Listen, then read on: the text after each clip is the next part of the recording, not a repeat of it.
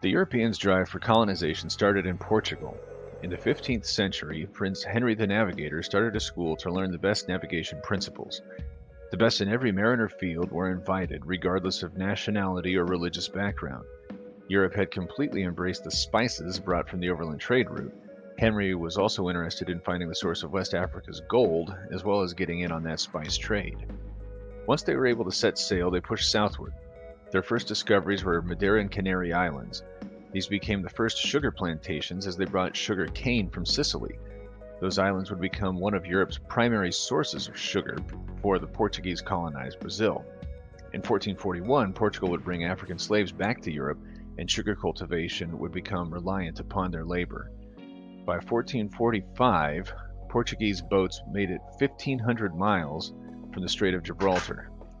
They continued to trade for slaves along the West African coast. These slaves had been captured in battles between warring African cultures and purchased by the Portuguese. They constructed slave stations along the coast and were most interested at this point in maintaining their monopoly on the slave trade and in African pepper. By 1480, Bartholomew Diaz was blown off course and accidentally discovered Africa's eastern coast. 10 years later, Portugal's King Emmanuel the Fortunate would task Vasco da Gama with further exploration.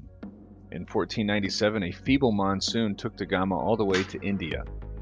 He immediately recognized the abundance of wealth India had to offer and would begin bringing so much of it back to Portugal that Emmanuel the Fortunate would be regarded as the wealthiest of all European royalty. He so benefited because he sent explorers not in search for land or territory, but portable and readily exchangeable commodities. Upon their arrival, it was immediately understood that they weren't there for trade, but for monopoly.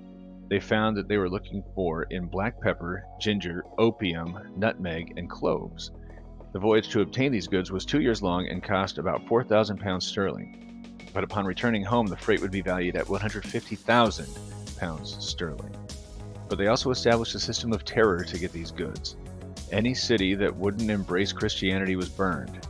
It was believed that Christians have no duties toward pagans. The violence that was wrought upon even women and children was justified by the necessity of instilling terror.